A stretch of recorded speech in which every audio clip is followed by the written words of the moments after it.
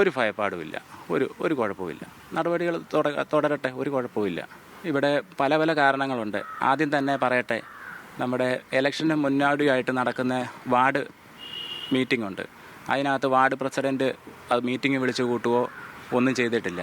അതിനകത്ത് സ്ഥാനാർത്ഥികളുടെ പേര് നിർദ്ദേശിക്കുന്നതും പിന്താങ്ങുന്നതും ഒക്കെ ആയിട്ടുള്ള കാര്യങ്ങൾ മിൻസ് ബുക്ക് രേഖപ്പെടുത്തുകയോ മീറ്റിംഗ് കൂടുകയോ ഒന്നും ചെയ്തില്ല. അതിനുശേഷം അത് നമ്മൾ മണ്ഡലം പ്രസിഡൻറ്റിനെയാണ് ഇത് ഏൽപ്പിക്കുന്നത്. അതിന് ശേഷമാണ് അതിൻ്റെ മേളിലോട്ട് പോയി കാര്യങ്ങളെല്ലാം തീരുമാനിച്ച് സ്ഥാനാർത്ഥിയെ നിർണ്ണയിക്കുന്നത്.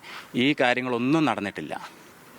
അതാണ് ഏറ്റവും വലിയ പ്രശ്നം. പിന്നെ ഒരു ചെയർപേഴ്സൺ എന്ന നിലയിൽ ഇവിടെ ഒരു കാര്യവും ചെയ്തിട്ടില്ല. ഒരു കൗൺസിലർ എന്നുള്ള രീതിയിൽ പോലുമുള്ള പ്രവർത്തനങ്ങളൊന്നും ഇവിടെ നടന്നിട്ടില്ല.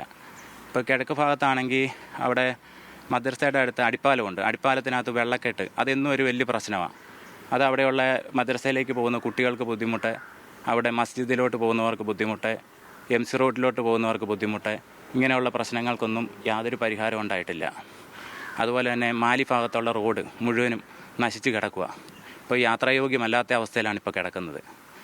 പിന്നെ അങ്ങോട്ട് പടിഞ്ഞാറ് ഭാഗത്ത് പറയുവാണെങ്കിൽ മെഡിക്കൽ കോളേജിൽ നിന്നുള്ള മാലിന്യങ്ങൾ അവിടുന്ന് അത് ഒഴുകി, ചില സമയത്ത് ഒഴുകാറില്ല, മീനച്ചിലാറിൻ്റെ ശാഖയിലോട്ടാണ് പോകുന്നത്.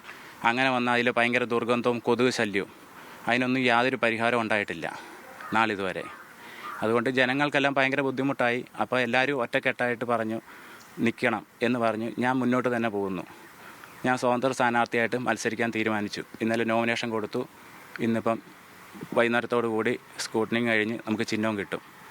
എല്ലാവരും എൻ്റെ കൂടെയുള്ള ടീമംഗങ്ങളെല്ലാം strong, double strong. Okay, party നടപടി ഉണ്ടാവുമല്ലോ സ്വാഭാവികമായിട്ടും? ഉണ്ടാകും. പാർട്ടി പ്രവർത്തിച്ചുകൊണ്ടിരുന്ന ആൾ തന്നെയാണ് വർഷങ്ങളായിട്ട്. എൻ്റെ ഫാദർ ഇവിടെ 16 വർഷം മെമ്പറായിരുന്നു.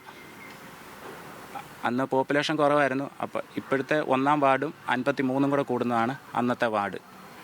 അന്ന് 1963 നവംബർ 22 ജോൺ എഫ് കെന്നഡി മരിച്ച ദിവസമാണ് അന്ന് ഇലക്ഷൻ നടന്നത്. പാർട്ടി നടപടി ഉണ്ടായാൽ ഭയപ്പെടുന്നില്ലല്ലേ? ഒരു ഭയപ്പാടുമില്ല, ഒരു കുഴപ്പമില്ല. നടപടികൾ തുടരട്ടെ, ഒരു കുഴപ്പമില്ല.